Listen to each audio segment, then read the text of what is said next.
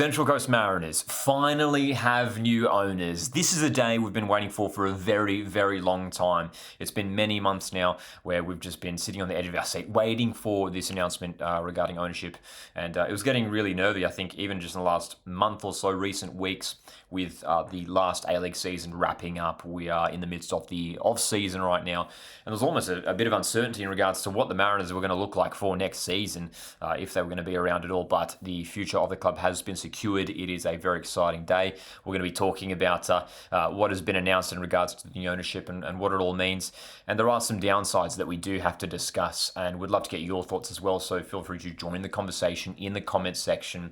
Hit the like button if you want to see more Mariners content here on YouTube, and stay subscribed so you don't miss our Mariners updates throughout the off season, and of course as the 2026-27 season gets closer and closer. So we're going off this article from the Central Coast Mariners official website. I think this is a good way to sort of go through all the information. This is an FAQ that they put together, which is very, very handy indeed. So it's TSG who are taking over Total Soccer Growth Holdings. They are a privately owned international sports business and is the majority shareholder of English Championship side Queen's Park Rangers. And this is it was almost a year ago, I think, right? It was many months ago where we first heard in the media rumblings of QPR being linked to the Mariners. And it didn't sort of come to fruition last year, and now it finally has.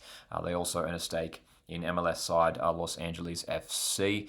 So, I mean, just we'll wait to see how this plays out. But I wonder whether maybe there is a possibility that there might be some sort of player links, whether we get players loaned over from QPR or maybe from even LAFC. As we know, it's worth mentioning there are a few Aussie players currently at QPR. Keely Adamson, who was formerly of Sydney FC and Macarthur FC. Daniel Benny, who's a very promising young Aussie player, very versatile player. He came through at Perth Glory a few years ago as well. Jalen Pearman also came over from Perth Glory last year as well to QPR. So we've got a few Aussies in there, and I tell you what, I mean, just to put it out there right now, I'd love any of those guys to come over on loan. That would be very handy indeed. So they've picked the Central Coast Mariners, and they've highlighted here talking about the strong football community and the proud fan base that the Central Coast Mariners have here. And that was something that really drew TSG to the Central Coast Mariners. But there's a few sort of specific things that I did want to sort of point out here. You guys can obviously read the whole article for yourselves here. As it says here, in regards to what does this mean for Mariners fans and members, they'll reportedly be engaging with supporter groups early in the transition, which is cool to hear. I think that's very, very important for the new owners to really get on board with the fans and make sure, the fans are obviously a massive part of this club.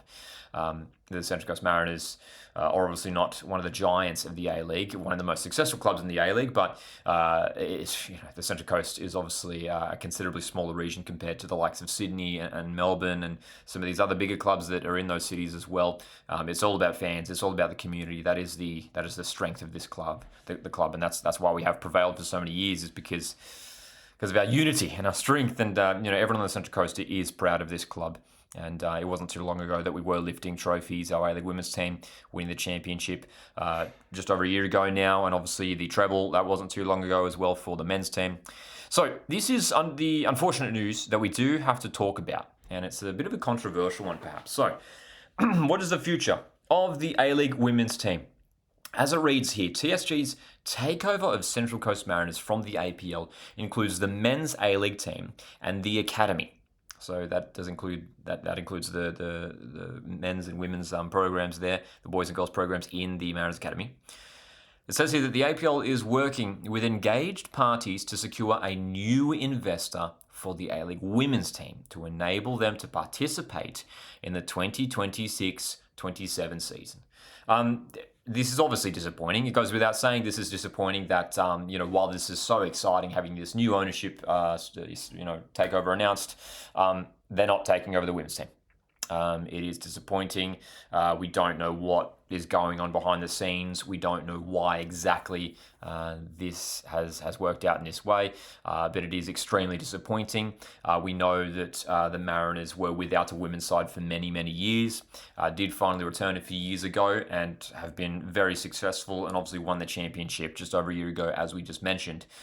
The wording here is quite worrying as well. So the APL are currently working with engaged parties to secure a new investor for the A-League women's team to enable them to participate in the 2026-27 season, which to me, that language suggests that if they don't find an investor, there may not be a Mariners women's team for 2026-27, which it would just be a catastrophic failure.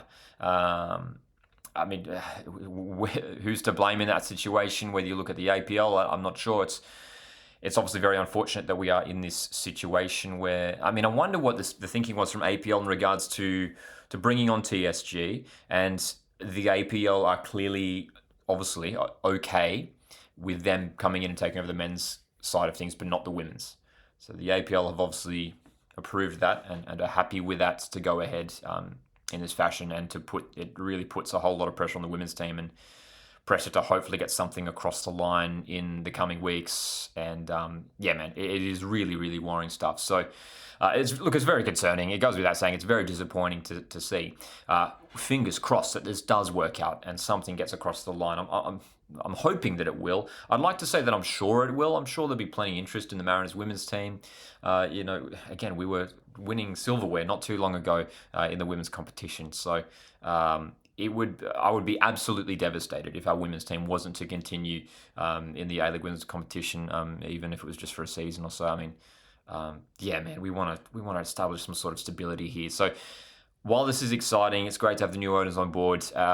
Many Mariners fans are going to be disappointed. The emotions are quite mixed almost. This is exciting news, but it is quite disappointing in the end. It's dejecting, the fact that they haven't taken on board the women's team here in the end. The academy, youth programs are continuing as normal as well. Another interesting thing to note here as well, they have highlighted that Matt Simon will remain as the Mariners sporting director and is working behind the scenes to build a strong playing group and coaching staff for the 2026-27 season. Any specific player or coaching decisions will be communicated directly by the club. So Matt Simon, he is front and center, it seems. Well, I say front and center, but as they say that, behind the scenes, he is the man behind the scenes, making things happen for the Mariners. At the time of this recording, no head coach announced just yet. No new signings announced just yet for the Mariners A-League men's team. We've announced a number of departures recently, and we know we have got an Australia Cup fixture coming up next month, so we got to get a team together fast and bring in a head coach real soon as well, and very curious to see who we do bring in for that role, of course. But great to see that Matt Simon is, sticking around as that sporting director. He's obviously someone who just knows the club so well. He's been involved with the Mariners for so many years now. So that is great that, while there's, the new owners coming in and who knows, the club might look and feel a bit different. Matt Simon, you got someone there who knows the club well, and I think that's great. I think that's great to have him sticking around, that's for sure. So it's a big change here for the club. The last thing that we should highlight as well down here, this hasn't really been talked about, but it's sort of right at the bottom. TSG is currently in the process of appointing a new CEO, and an announcement will be made in due course. So that clearly seems to suggest that Greg Brownlow, who was previously the CEO of Mariners, is seemingly no longer the CEO. So we wish Greg Brownlow all the best going forward. He was the CEO for the club over the past year or so. And now looking for a new CEO, according to this article here. So we'll keep an eye on what happens in there as well. So new CEO coming in, new head coach. We don't know what's happening with the women's team, but at least we have owners coming in. The men's team, the future of the men's team is secured for now. Hopefully we get an update in regards to the women's team, and we'll make sure we will discuss that once that news comes out. On top of that, we should mention as well Corey Babington. There has been a report from ABC News. Corey Babington will not be in charge of the A-League women's team for the Mariners next season. I mean, whether they're here or not, hopefully they are here. But it has been reported that Corey Babington will not be the women's head coach for next season. So we wish Corey Babington all the best as well. He did a decent job over the last year with the women's team, only just narrowly missing out on finals football. So jump into the comment section, join the conversation. What do you make of this situation? It's good. It's exciting. It's great.